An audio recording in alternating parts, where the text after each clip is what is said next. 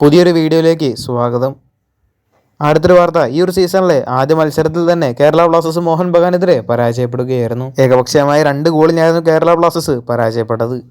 മോഹൻ ബഗാനെ പോലത്തെ ശക്തരായിട്ടുള്ള ടീം ആയതുകൊണ്ട് തന്നെ ഡിഫൻസീവ് ഫുട്ബോൾ ആയിരുന്നു കഴിഞ്ഞ മത്സരത്തിൽ കേരള ബ്ലാസ്റ്റേഴ്സ് കളിച്ചത്. നല്ലൊരു അറ്റാക്ക് പോലും കഴിഞ്ഞ മത്സരത്തിൽ കേരള ബ്ലാസ്റ്റേഴ്സിന്റെ ഭാഗത്തുനിന്ന് കണ്ടിട്ടുണ്ടായിരുന്നില്ല. കെവിൻ യോക്ക് പകരക്കാരനായി വന്നതിന് ശേഷമായിരുന്നു അറ്റാക്കിങ്ങിൽ എന്തെങ്കിലും ഒരു മാറ്റം ഉണ്ടായത്. മോഹൻ ബഗാനെതിരെയുള്ള മത്സരത്തിലെ പരാജയത്തിന് ശേഷം കേരള ബ്ലാസ്റ്റേഴ്സിന്റെ പരിശീലകനായിട്ടുള്ള ഡേവിഡ് കാറ്റല്ല ചില കാര്യമൊക്കെ പറഞ്ഞിരുന്നു.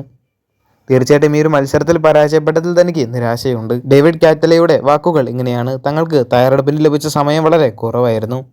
തൻ്റെ താരങ്ങളെല്ലാം ഒരുപാട് പരിശ്രമിച്ചിട്ടുണ്ടായിരുന്നു. നല്ല ആത്മാർത്ഥതയോടെ തന്നെ തൻ്റെ താരങ്ങളെല്ലാം മത്സരത്തിൽ കളിച്ചുവെന്നും ഡേവിഡ് കാറ്റല പറഞ്ഞു. അതിൽ തനിക്ക് അഭിമാനം തോന്നുന്നുണ്ട് എന്നും അദ്ദേഹം പറഞ്ഞു.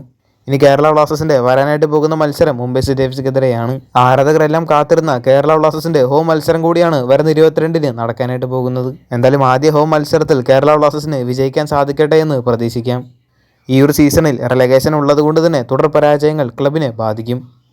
എന്തായാലും ഇനി വരുന്ന മത്സരത്തിൽ കേരള ബ്ലാസ്റ്റേഴ്സ് മികച്ച റിസൾട്ടോടെ വിജയിക്കട്ടെ എന്ന് പ്രതീക്ഷിക്കാം.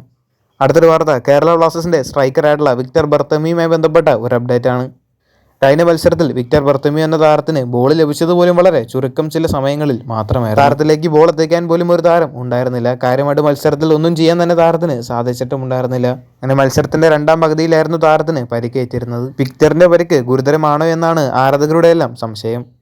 താരത്തിന്റെ പരിക്കുമായി ബന്ധപ്പെട്ട അപ്ഡേറ്റ്സ് ഇപ്പോൾ പുറത്തു വന്നിട്ടുണ്ട്. കേരള ബ്ലാസ്റ്റേഴ്സ് ആരാധകർ ആശങ്കപ്പെടേണ്ട കാര്യമൊന്നുമില്ല. താരത്തിനേറ്റ പരിക്ക് അത്ര ഗുരുതരമൊന്നുമല്ല. 22-ാം തീയതിയാണ് ഇനി കേരള ബ്ലാസ്റ്റേഴ്സിന്റെ അടുത്ത മത്സരം. അപ്പോഴേക്കും വിക്ടർ ഓക്കെ ആകുമെന്നാണ് പ്രതീക്ഷിക്കുന്നത്. കൂടുതൽ ഐഎസ്എല്ലുമായിട്ടും കേരള ബ്ലാസ്റ്റേഴ്സുമായിട്ട് ബന്ധപ്പെട്ട വാർത്തകൾ അറിഞ്ഞായിട്ട് ചാനൽ സബ്സ്ക്രൈബ് ചെയ്യുക.